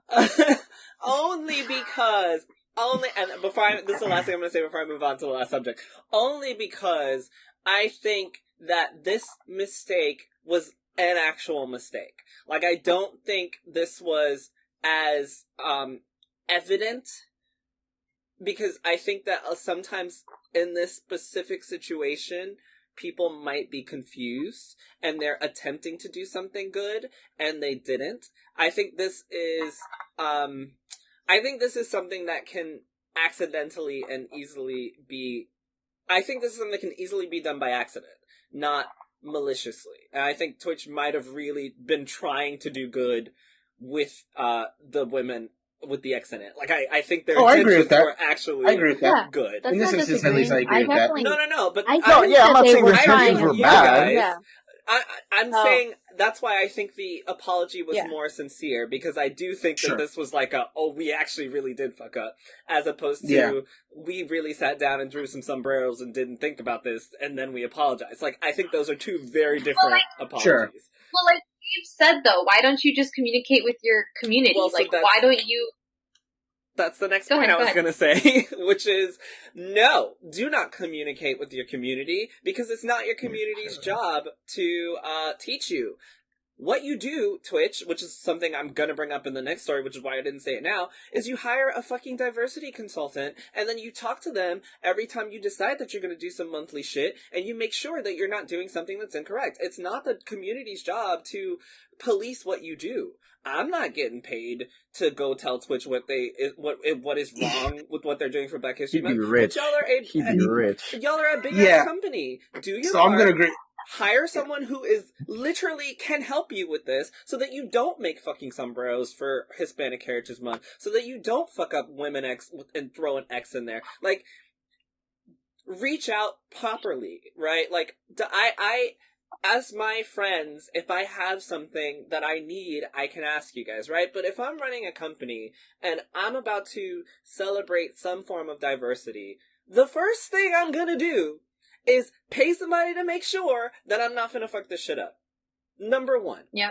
As Twitch, you have enough money to do that. So it is not, like, it's not you guys' responsibility to say, Jerel, what you wrote on HPCritical's Twitter is so fucking racist, right? Like, I should know better, and if I don't know better, I'm gonna run it by someone who does know better. Obviously I can ask you guys because you're my friends, but in the case of Twitch, like, hey community, we wanna celebrate Women's History Month. Yeah, they could totally do that, but it shouldn't be on us to answer for them. Pay people, bitches. I'm done. I was just going to say... No, go ahead, Brandon. Oh, no, all I was going to say is I agree with Jerel.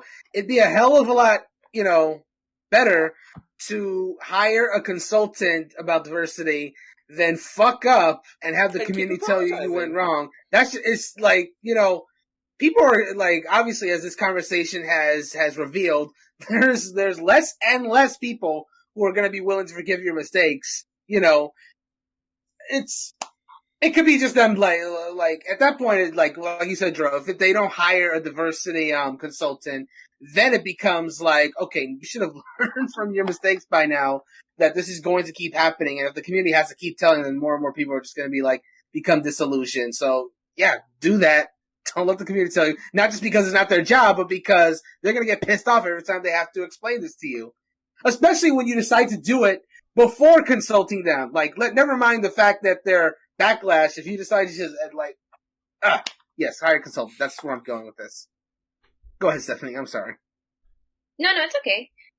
It's just, to me, it's like, if it was really a big oopsies, which it probably, obviously, I don't think that they did this with malintention, but it's like, if you guys knew that you guys have already done other communities wrong, if you already knew if you fucked up, why haven't you hired somebody, like you said, a consultant? Like, that's why, to me, it's just like, the apology is like, do better. Like, saying this apology and not actually doing anything and then continuing to apologize and not hiring these people or getting educated and, being there, it's just, it makes no sense to me. That's why I don't know. Sometimes apologies, I feel like I said earlier, are made to save face and then to kind of be like, oh, my bad, like, we won't do it again. But it's like, so, when are you going to actually stop? when is it gonna be the next thing that you're gonna be apologizing for? So you brought up a good point though about how they have the money to be able to hire someone, and they really should. So I don't know. So the next thing I want to talk about is something on a little bit of a smaller scale, which is the Women of Warcraft. Kelly, I don't like your face. So, Women of Warcraft is an all-women's team of WoW streamers to connect with and protect one another. So recently, the Women of Warcraft were all revealed, and as I watched the reveal trailer, and I looked at all the women included, I distinctly noticed that there was a lack of POC women in that lineup. And, I like 0 or just like not a lot? I mean, I can send, I'm gonna let you look through. I'm gonna send you the tweet and let you let me take a look while you keep talking. I'm pretty sure there was not 0. There was I think there was 0. 0 or 1. I know there were no black women, and I think I didn't see any Asian women. Like, I only saw. Did you? Was there one? Okay. 1. So I think there was one Asian woman. Mm-hmm. I have been keeping a close eye on this since I did apply. You did? I was gonna ask you if you did.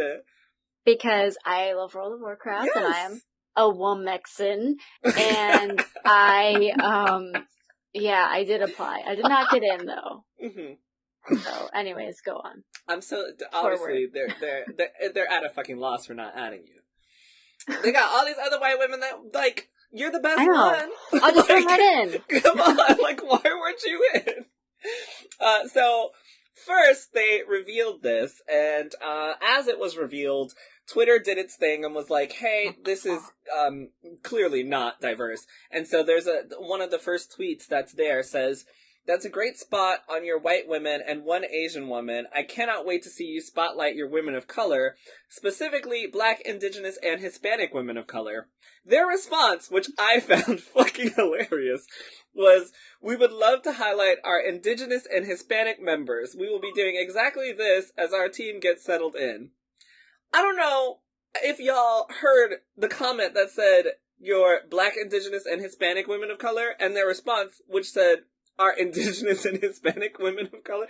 Like, they specifically avoided saying that they were going to add any black people and highlight them. Which, like, I was like, did you read that tweet before you responded? You literally don't have any black people, and then someone asks you about it, and you don't even include them in your follow-up tweet while you're trying to, fix yourself. So, what they did was, so I don't have the exact tweets of how they were responding to the community, but apparently, according to replies to their tweet, they did not respond to the community very, nicely when it was brought to their attention that they were not very diverse. I think there was someone involved that is no longer involved that was responding, who's now been removed from the team.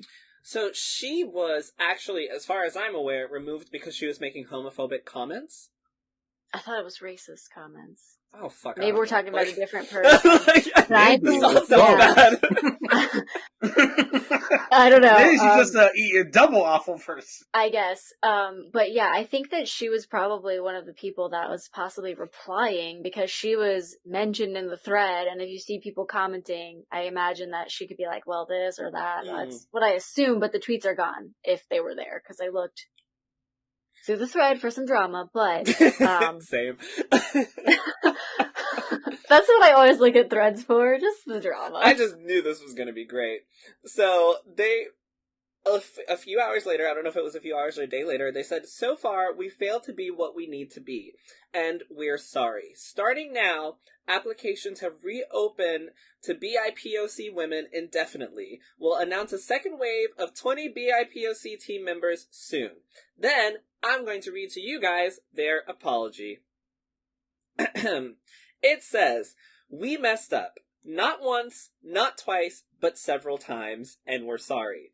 We should have reached out to more BIPOC gaming organizations. We should have been more sensitive to the fact that our team was formed during Black History Month," which, let me stop right there.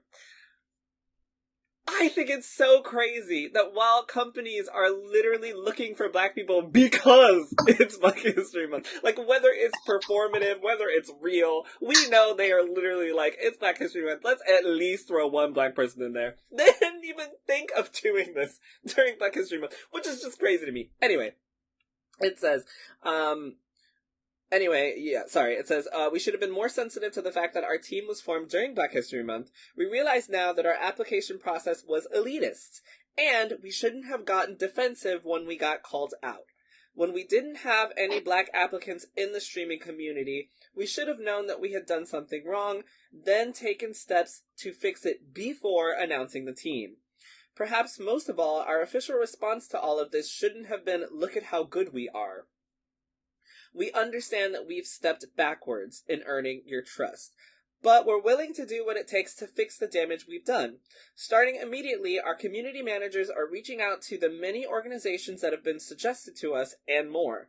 We are reopening applications specifically for Black, Indigenous, people of color, women, indefinitely. As soon as possible, we'll be announcing a second wave of 20 BIPOC team members that truly reflect the women in our corner of the gaming industry. Previous applicants will be automatically considered. Additionally, we are making an immediate priority to put women of color in leadership roles on our team, another step we should have taken to begin with. This team was founded to be a beacon of light and a space that is unfriendly to women. So far, we failed to include some of the women who are most affected by that toxicity, and we're very, very sorry. We will do better. That was their response. Now, before I go on a huge tirade about how I feel about that, how do you guys feel about the way that this played out first? That's the first question. And the second question is there anything that they can do to come back from this? Is that apology enough? Is there any way that this Women of Warcraft group can come back from their fuck? I hope. I hate to say that. I wanted to be a part of this, like, really bad, and we've had this conversation before, like, there's gotta be safe spaces for women in gaming, you know? And I told you before, though, that, like, all woman stream teams that I've been part of, have been... They're cursed. They fall apart immediately. I don't know why. It doesn't last. So I tried to be a part of this one, and I did notice, like, before I read anything about it, all I saw was, like, all white people. And I was like, oh. Like, but I think that even if they just chose, let's say they just looked at the applications, they chose randomly, and that's who they came up with, before you, like, announce it, I think they should have been like, okay, all these people are white. Like I said, even if they just chose random applicants that they liked what they had written, whenever you're looking at it as a whole, you have to, like, notice that something's missing. And they just did it. I don't know. I don't know if the apology is enough. I think if they add, you know, women to the team and get it, like, a more diverse thing going here, I really hope it can bounce back, because it was such a good idea and I was so excited. And I know some of the women on there, and I watch them on Twitch and I follow them and stuff, and I don't want it to take away from them either, because they got, like, onto a stream team. Like, it's cool. Like, I want to be happy for them. But we have to include other people. Like, it can't just be a team comprised of all white except for one person. And I think that other people have already been included now, into the team, which I hope, I hope it can bounce back, because, like I said, this was, like, really cool to me, and I really wanted to be a part of this. I applied, did not get it, because I suck at WoW, but I have charisma. I just, like I said, it just really feels like I don't want another woman-run stream team or organization in gaming to, like, go away because of this, but at the same time, who knows if they can bounce back. I don't know. The apology was very thorough, and it sounded like they were really sincere, and I think, like I said, they want to have a safe space for women. They have to include other women, not just white women. And they're aware of that, and I hope that, like I said, I hope that it can bounce back, but people are stepping down from the organization. Like, it's just falling apart, and it really sucks, because Women of Warcraft, it could have been something so great, and I'm kind of disappointed that it just completely fell apart, you know?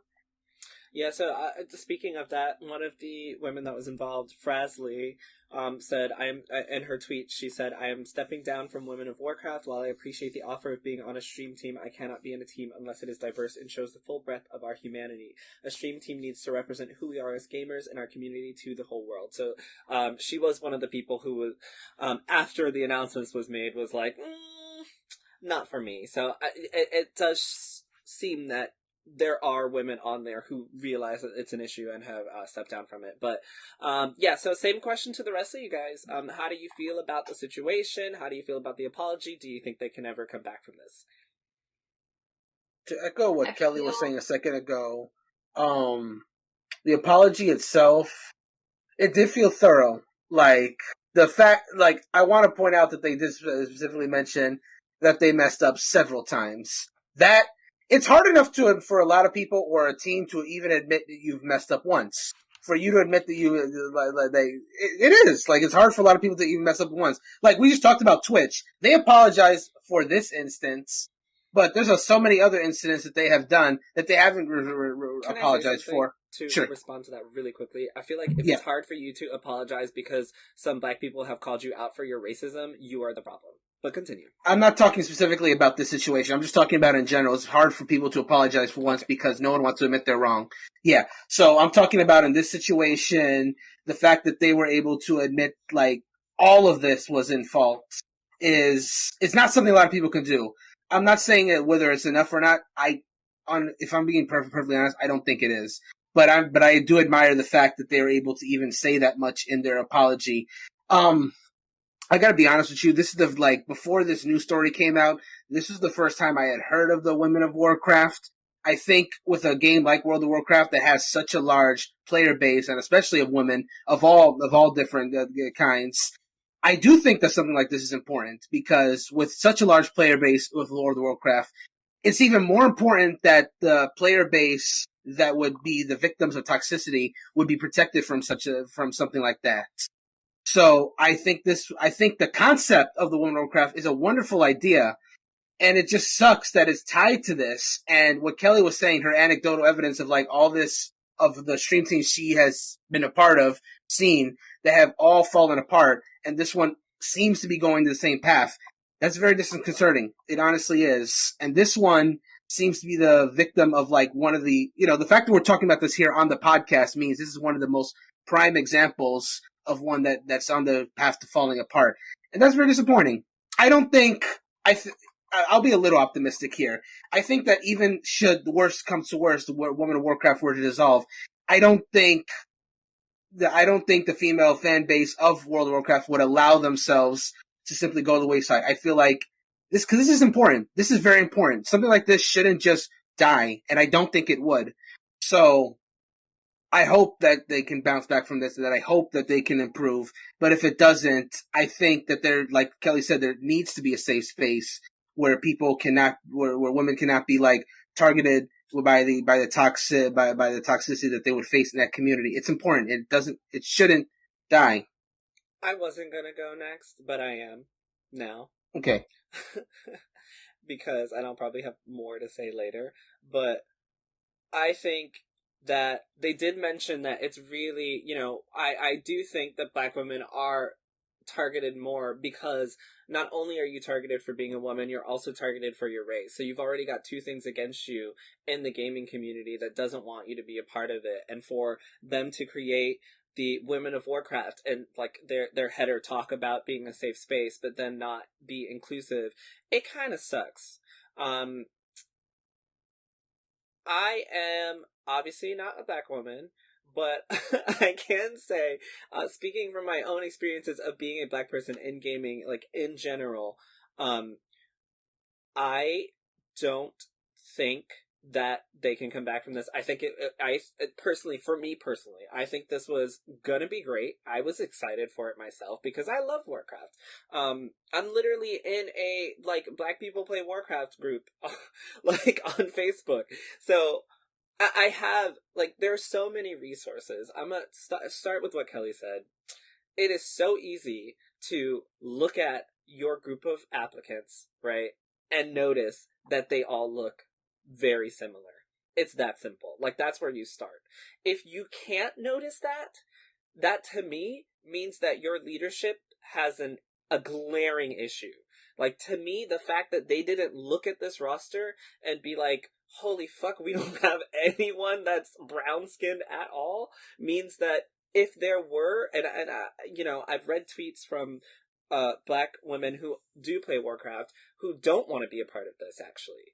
And I completely understand that, because I don't think that I would either. After this happened, all I'm thinking is, for my own, you know, health and safety and whatever issues that may come up, the people at the top didn't even notice that there weren't any black people. So that means they don't have the experiences of working with black people. They don't have the experiences of noticing that it's Black History Month and there are no black people on this team. So for me personally, it would be really hard to, after this apology, join that group, because how do I know that if I do join them going forward, that it was because they wanted me, versus they now are opening and having, you know, 20 more applications for black women to join now because they realize they fucked up? Like, are you guys doing this because you realize you fucked up? Or are you doing this because you got called out because you don't have any black people? Like, does it actually matter to you? I don't know.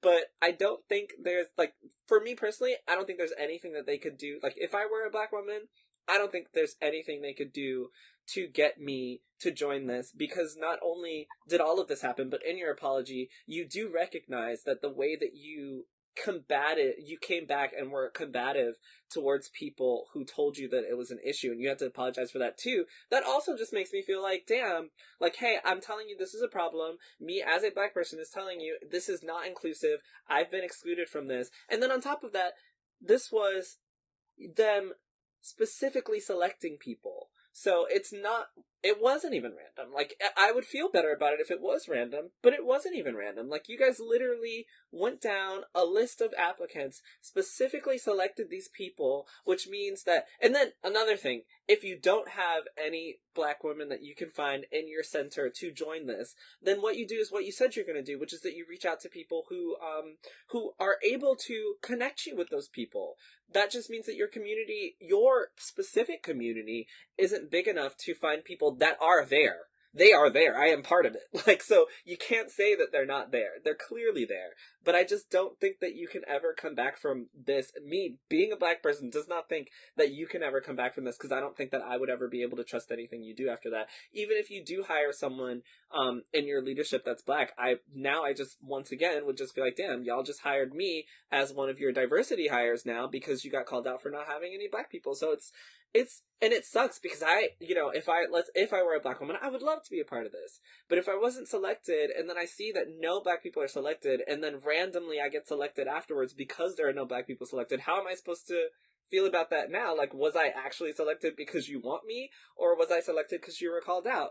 Do you have the leadership to like, if I have a problem, have my back? Or is it still a bunch of, white women at the top who don't even notice that black people aren't here, which means that you don't even notice what I'm going through because you don't even see I'm not there. So to me, this was just such a disappointing disaster, because I love Warcraft. I have issues with it, but I love World of Warcraft. I love supporting women.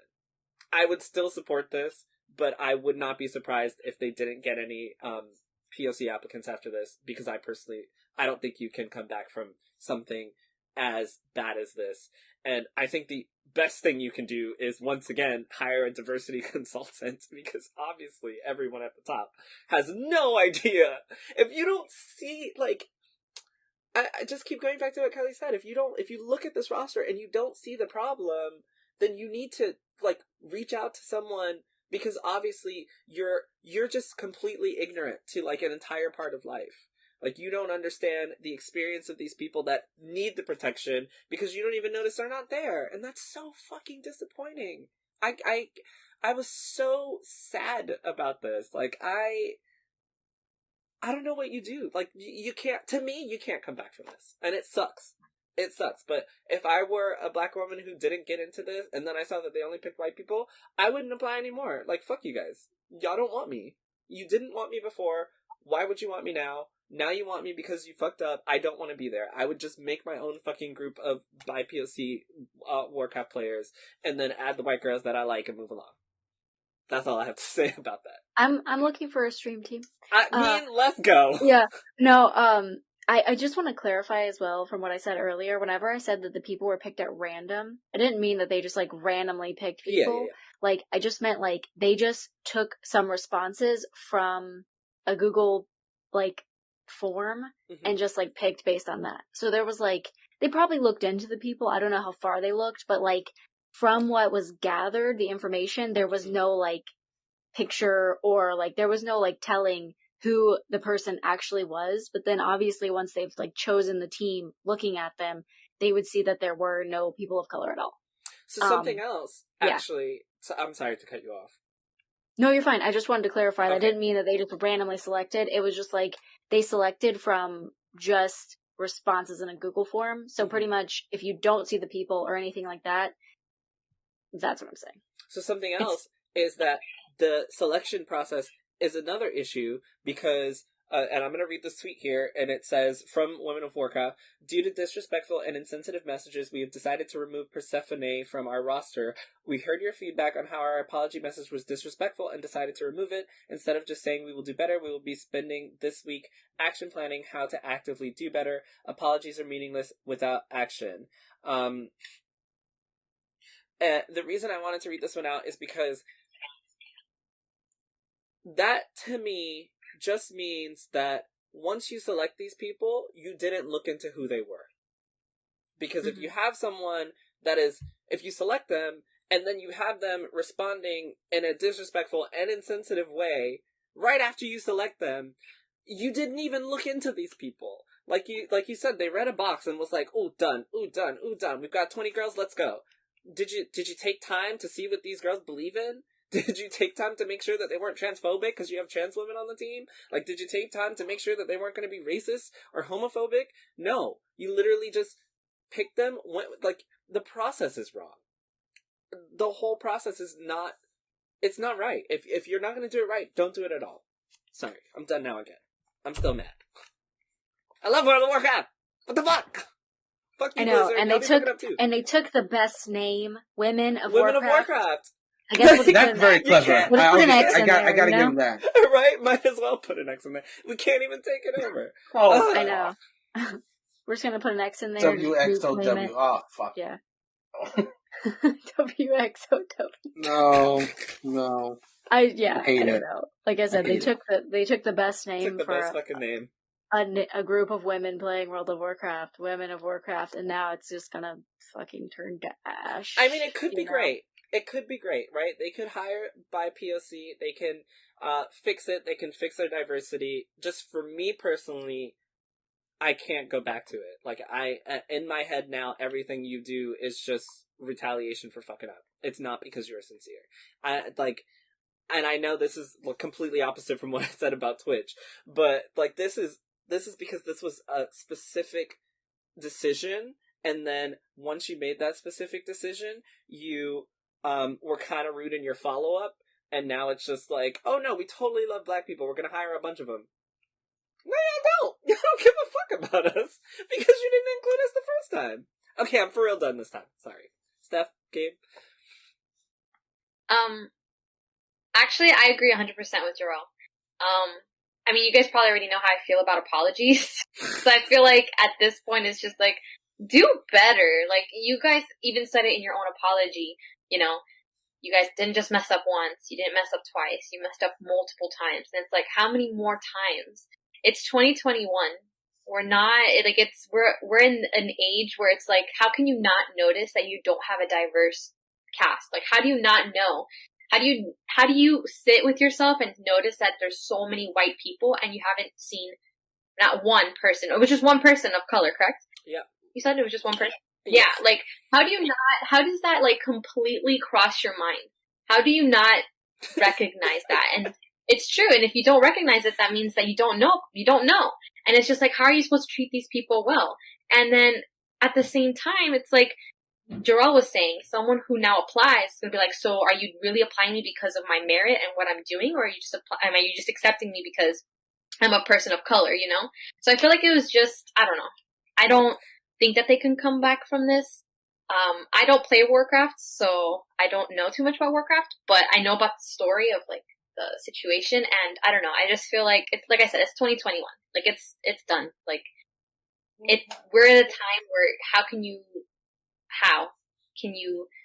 have women of Warcraft and it just not be diverse? So, like, enough is enough. I don't know. The reason I was giggling, I apologize, but the reason I was giggling is because when you reminded me that, like, one Asian woman, I was like, oh my god, they literally looked at it and probably didn't even notice she was Asian. They were just like, oh, we're all white, we're good to go. Because her skin color was also white. Also white, yeah, exactly. Yeah. So it's not I didn't notice her. To me, I didn't see any person of color. I just saw all bunch of white people, and I'm just like, huh. During Black History I don't know. Y'all, like, try harder. Come on. At least wait until March to announce your full white women team. Like, damn, don't do it during our only 28 days. Fuck. And not just that, but I mean, you know, like you were saying, Kelly, women, I mean, like I said, I don't play games, but women need a safe space. So it's like, you know, maybe we should just create more safe spaces. This isn't the end all be all, you know. If we cancel them, we cancel them. We move on, we create other safe spaces. You can create one with Women X. Who knows? No, God, no. I don't know. Don't do that. Don't do that. But you know what I mean. Like, there's many, it's not the end all be all. I also don't think they should be canceled. Like, I do want to say, I don't think they should be canceled. I think they should be able to continue with Women of Warcraft. I think what they're doing is wonderful. I don't think they should be canceled. Like, don't take what I said as me saying that they, like, we should just fuck them up. Like, completely. No. Well, I'm just saying, me as a black person. Mm-hmm.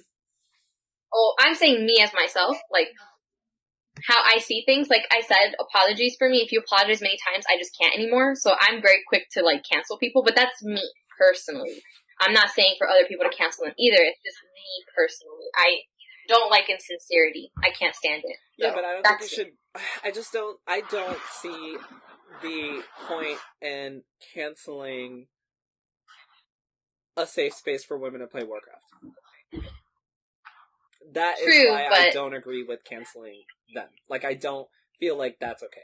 I just don't think any black people will join, but, like, I still don't think that, because I think they have trans women as well, so I think they were attempting a safe space, and I think that's great, and I don't think that whole thing should be canceled because, you know, they're blind-eyed.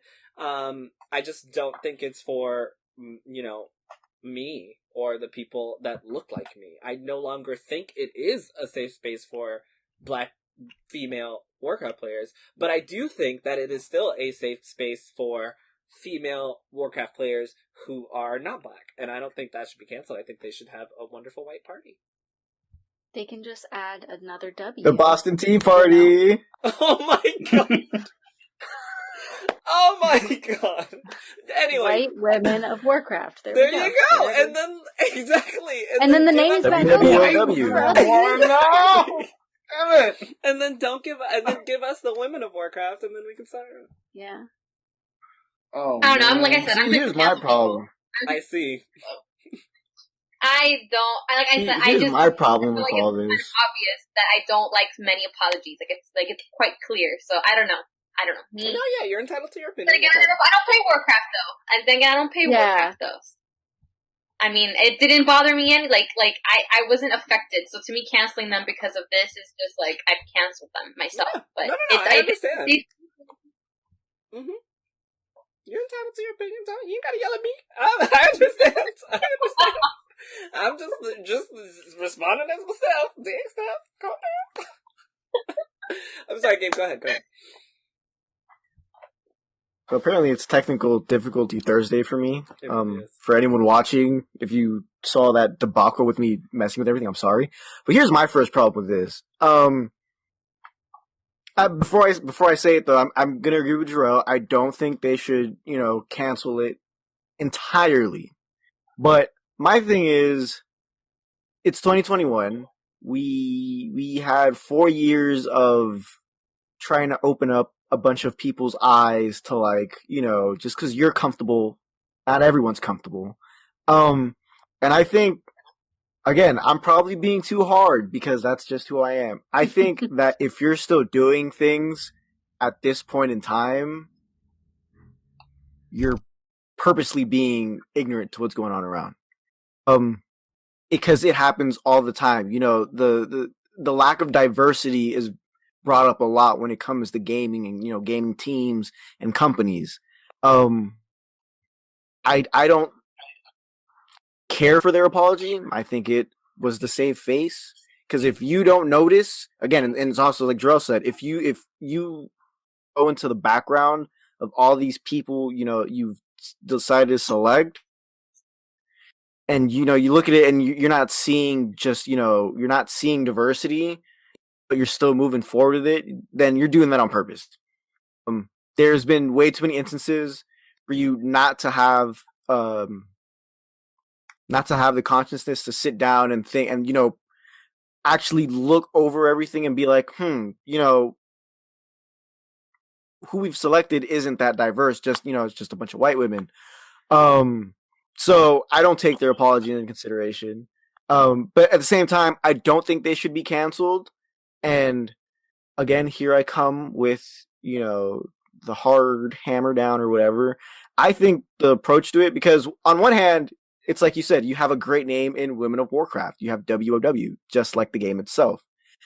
I think a good move to do is, and again, this also falls back on Jerel saying, you know, as a person of color, he wouldn't want to go into it now because it seems like it's being performative. And while it seems like that, I think a good thing would be to hire a lot more people of color, and then, and this is going to sound so bad, and, you know, steadily select candidates who are fit to remove the people who are at the top now. Because, you know, another point that was talked about was, at this point, if you keep those same people up there, but you hire all these people of color, it's going to seem like it's performative, and it's going to be, you know, it's almost going to seem like, you know, you hired us to save face, but do you really know how to work with us? So, again, it may be too hard of a method, but, you know, hiring, how's that word? Here I go. Whatever. Hiring the proper candidates or qualified candidates and slowly moving them into these slots so you don't have problems like this again in the future. So you don't have to go and, you know, end up hiring accepting someone onto your team who's going to sit there and have the meanest of Twitter fingers because they were tagged in the post as well. You know, there's ways to not have this happen again, and just saying sorry and then having a couple of people of color team members or whatever it is coming into your group, but then leaving everything at the top the same. You're not showing me anything. You're just showing me that, like, we heard you bitching and moaning on Twitter, so we're just gonna go ahead and hire a couple of people. Here they are. You'll see them from time to time, but everything at the top is staying the same because all we feel like we had to do is say we're sorry. Because and this is like for not just them, but like this is like something I've seen a lot with companies, is a lot of them feel like just saying sorry and then doing one or two things is fine and you're done, and you never ever have to again acknowledge what you just did and move on because you said you're sorry.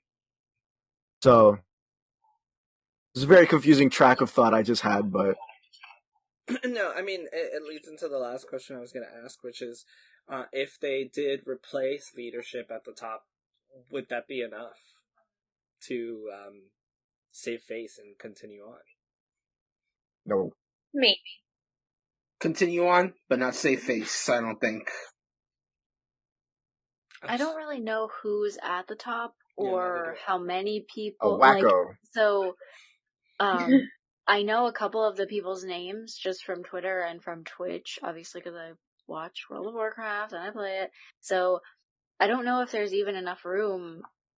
Like, you're not going to remove the founder of the Women of Warcraft, you know? Right. But, like, I don't know how many other people were involved. Mm-hmm. Like, I'm not exactly sure. And I think there is room to put some other people in there and get some more diverse candidates in those positions. I don't know, because the team is going to grow. So I wonder if they should add positions for other people, would you replace the people that are on there? I mean, I guess you're saying that there's a problem at the top, which I do agree. But like, if they're about to like effectively like, they're not just adding a few by POC. They're literally doubling it. They're like taking the 20 members and they're adding 20 by POC like members. That's like literally doubling. That's not just like adding a couple. That's like, no, we're like opening 20 apps to like diverse candidates only. So like, I don't know, like that to me doesn't seem like, oh, well, we'll just add a couple people and whatever. It's like, they're literally, like I said, doubling the amount of people that they had on the team to begin with. I mean, I think that's like pretty amazing to double the team that you were going to take. Because obviously the people that were already accepted, they don't deserve to like get kicked out. I mean, some of them have stepped down at this point, which is their choice. But like, I think that if they're going to double the team, there definitely is room at the top for more mods or admins or whatever you would call these people that started making decisions for the team. And they need to get some people in there that are going to be more diverse and like be able to select diverse candidates because they have experience. I think that is a good point to make, is that they are, doubling effectively. I think that's a great point to make. I hope they can find 20 black women that still want to join them.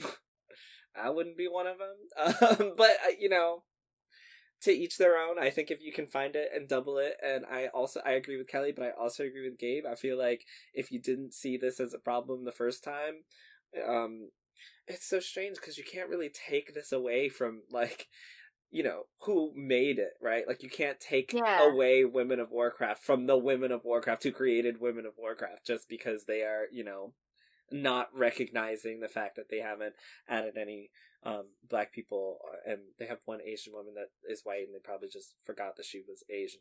I must stop saying that. That's not nice.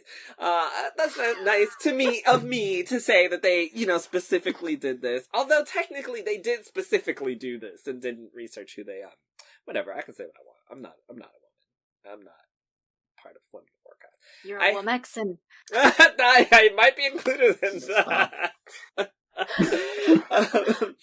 But I mean, yeah, this is a no for me. I don't think, I hope it gets better. Like I said, I do think it's very important to have a safe space for women, especially in MMOs, because MMOs are run by dudes all the time.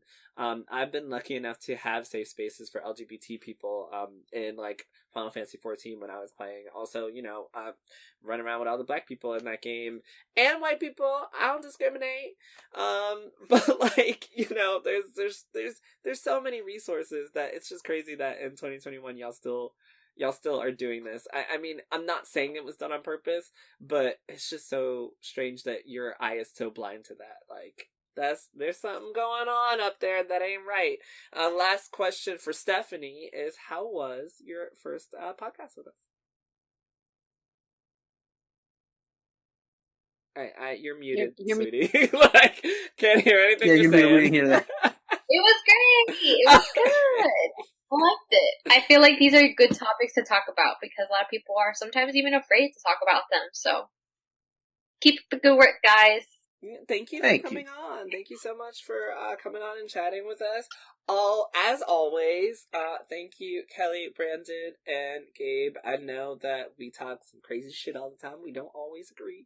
And we always talk about tough topics, but I appreciate you guys, and Stephanie as well. I appreciate you all once again for being willing to share your opinions and argue with me for the last hour and a half. It's been wonderful.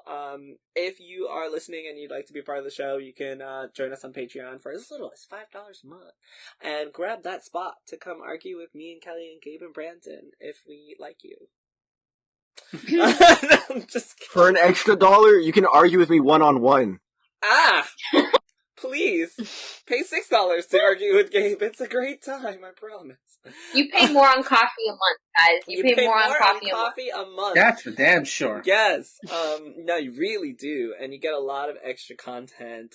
You get some awesome stickers, awesome bracelets, and tactile items made by Stephanie herself. Anyway, yeah, it's been a crazy week in gaming. We talked a lot. We talked about Switch. We talked about grinding.